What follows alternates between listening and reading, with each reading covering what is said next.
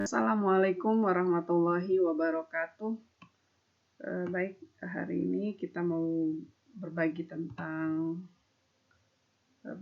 apa itu penelitian kualitatif, apa bedanya dengan kuantitatif, ya, lalu bagaimana ciri-cirinya dan bagaimana cara merumuskan masalah dalam penelitian kualitatif.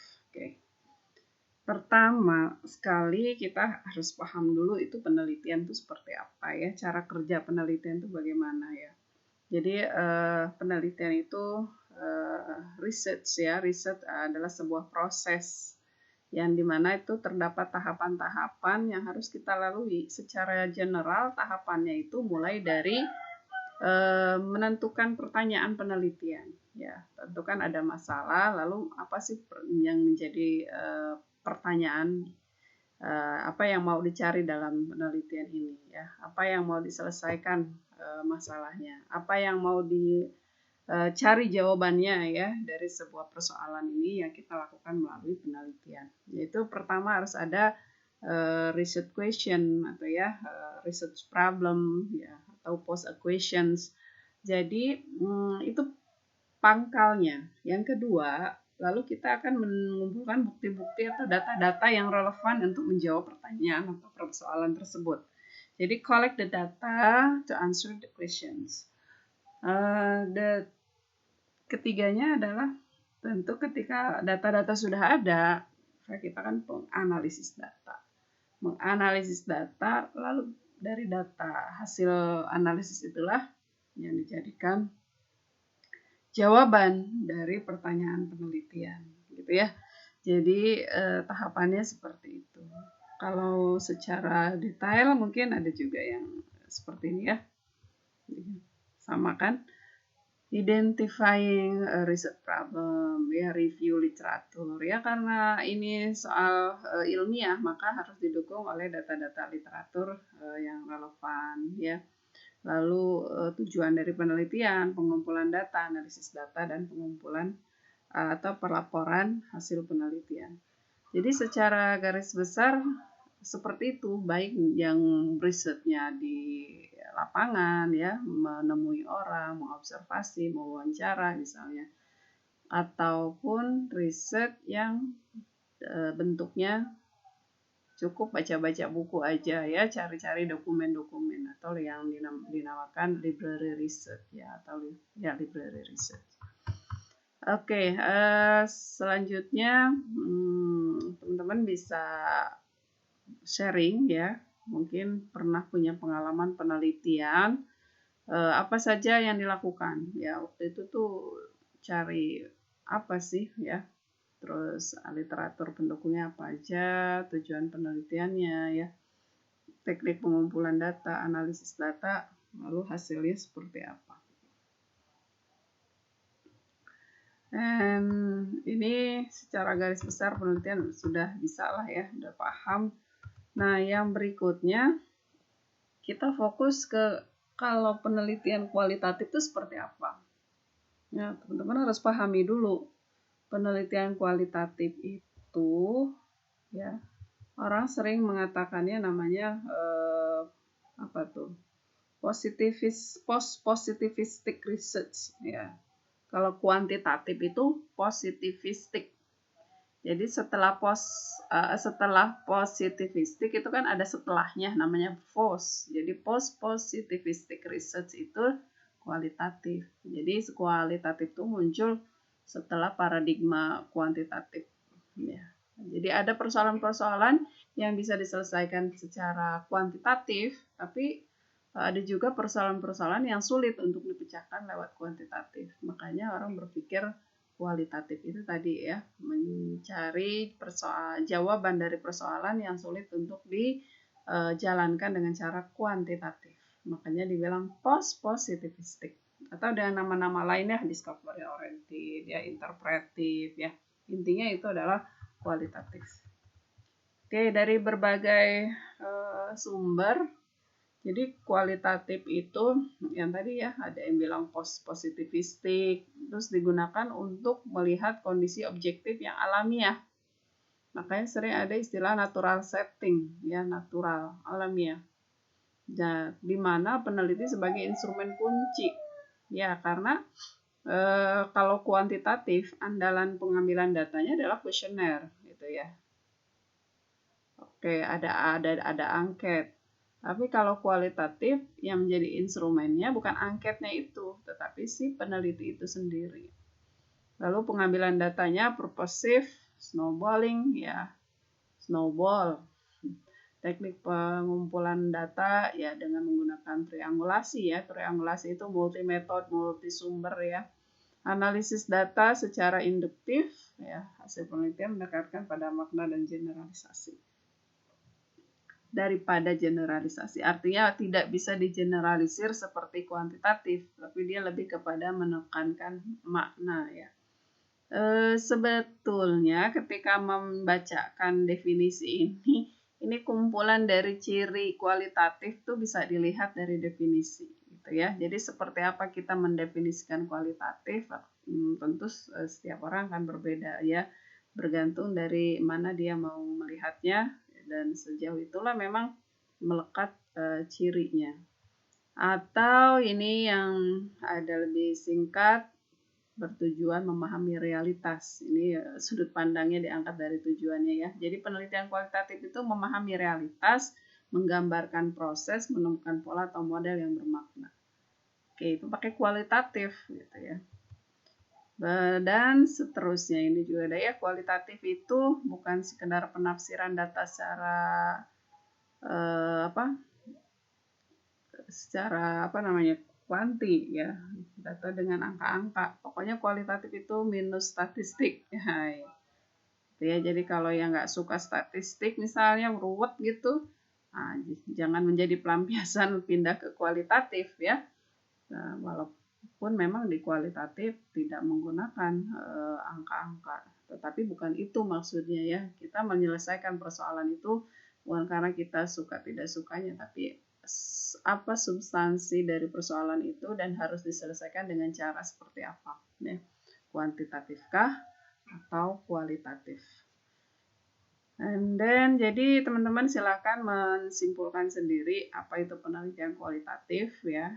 Dan nanti kita masuk ke untuk mempertegas lagi ya, penelitian kualitatif dengan kuantitatif itu dan penelitian lain seperti apa gitu ya.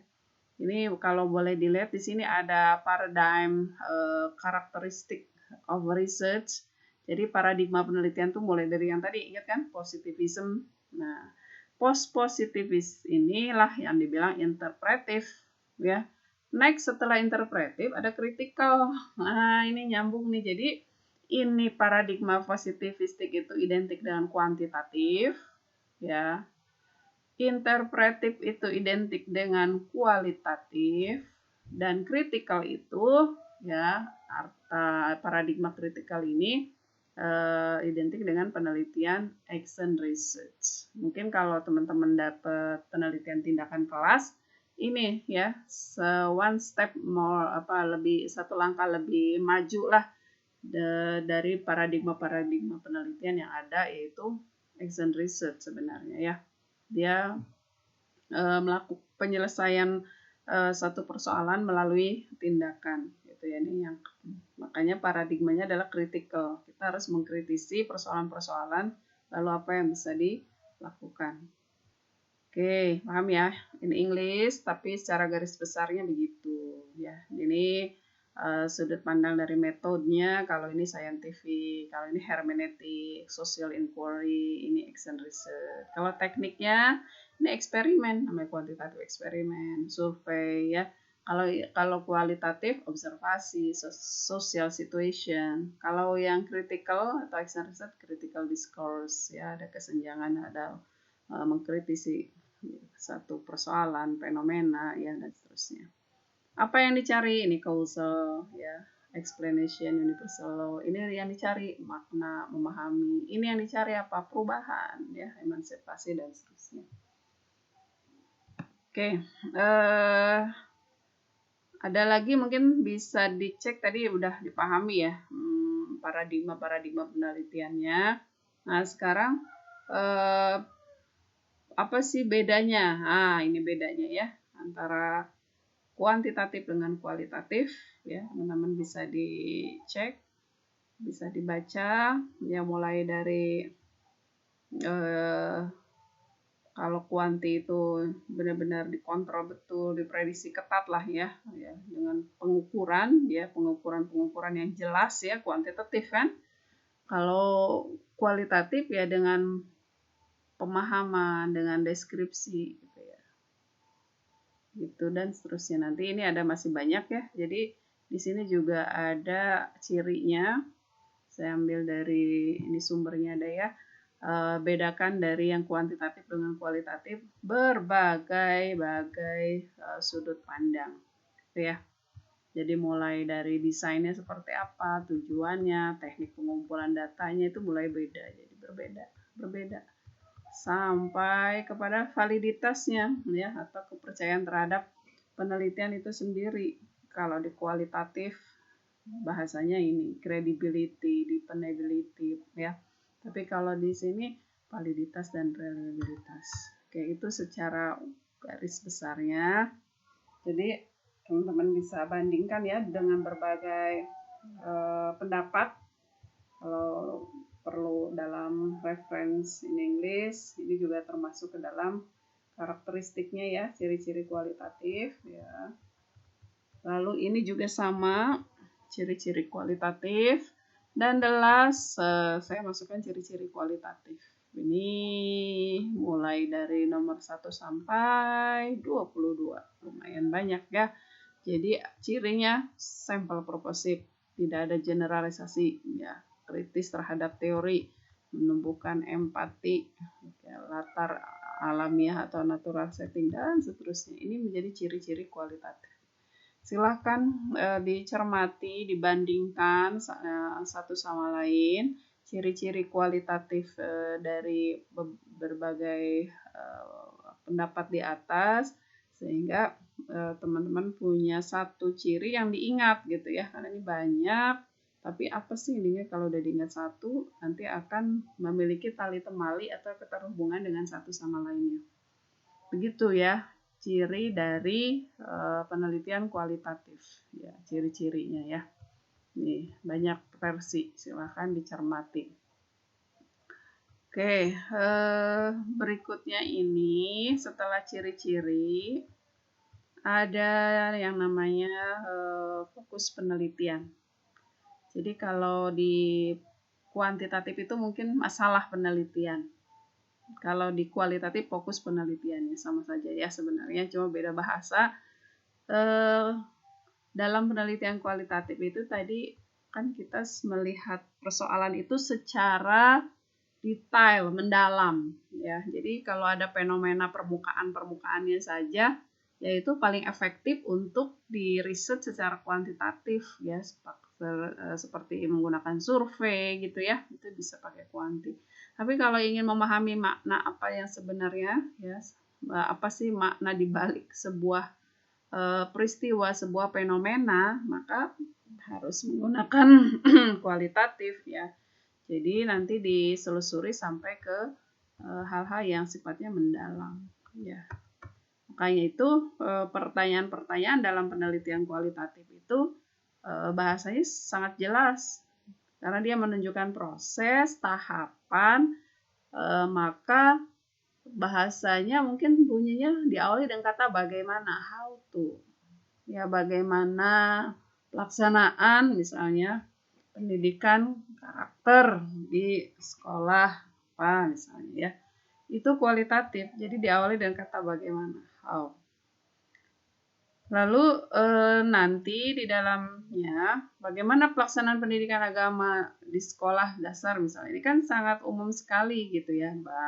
Perlu digali lebih detail.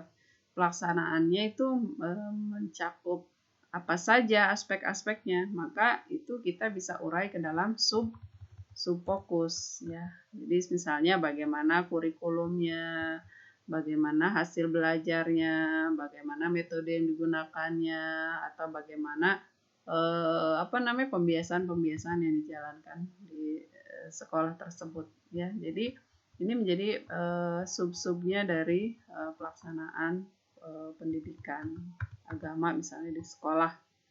Oke, jadi tadi teman-teman sudah bisa membedakan antara fokus penelitian kualitatif. Nah, kalau mau bedain dengan kuantitatif untuk memperjelasnya, maka teman-teman bisa baca tabel ini ya. Lalu saya kasih beberapa judul nih, kelihatan kan? Ada case study, nih ya, ininya ya, a case study of boys' experience of outdoor education at school.